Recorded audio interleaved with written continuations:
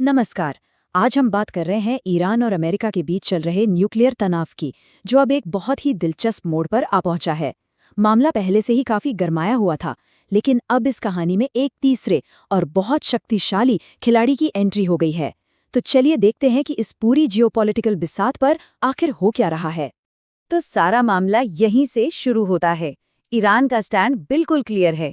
वो अपने uranium enrichment programme को अपना राष्ट्रीय अधिकार मानता है और किसी भी कीमत पर इसे रोकने को तैयार नहीं है।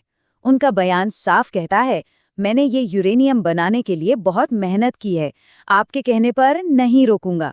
और बस इसी एक बात ने इस पूरे मामले को इतना पेचीदा बना दिया है। तो चलिए इस कहानी के पहले हिस्से को समझते हैं। देखिए, हाल ही में ईरान और अमेरिका के बीच जो बातचीत चल रही थी वो पूरी तरह से ठप पड़ गई है। मतलब बातचीत एक डेड एंड पर पहुंच चुकी है, जहां से आगे कोई रास्ता नहीं दिख रहा।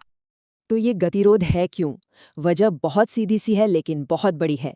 एक तरफ ईरान है जो कहता है कि ये हमारा हक है, हमारा नेशनल राइट है, और दूसरी तरफ है अमेरिका जो इसे पूरी दुनिया के लिए एक बहुत बड़ा खतरा मानता है। अब जाहिर है, जब दोनों पक्षों में जमीन आसमान का फर्क होगा तो बात आगे कैसे बढ़ेगी। और ठीक इसी समय, जब सब कुछ एक जगह रुका हुआ था, जब लग रहा था कि अब कोई रास्ता नहीं है, ठीक तभी सीन में एक नई एंट्री होती है।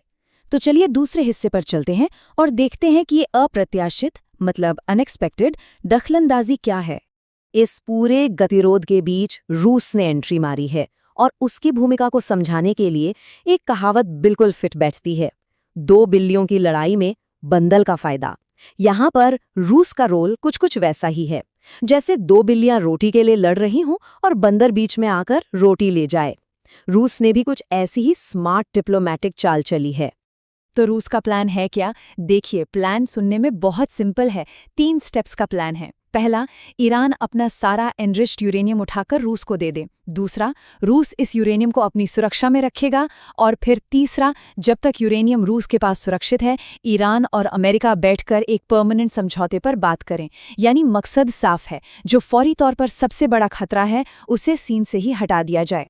सुनने में तो ये प्लान काफी अच्छा लगता है ना? लेकिन इसने दुनिया के सामने एक बहुत बड़ा सवाल भी खड़ा कर दिया है। और यही है हमारे विश्लेषण का तीसरा और आखिरी हिस्सा। क्या ये समाधान वाकई में मुमकिन है? ये प्लान जितना सीधा दिखता है ना, असल में उतना है नहीं। इसे लागू करने में बहुत बड़ी चुनौतियां हैं। सबसे पहली बात, ट्रस्ट। क्या ईरान और अमेरिका दोनों रूस पर भरोसा करेंगे? फिर रूस की अपनी मंशा क्या है?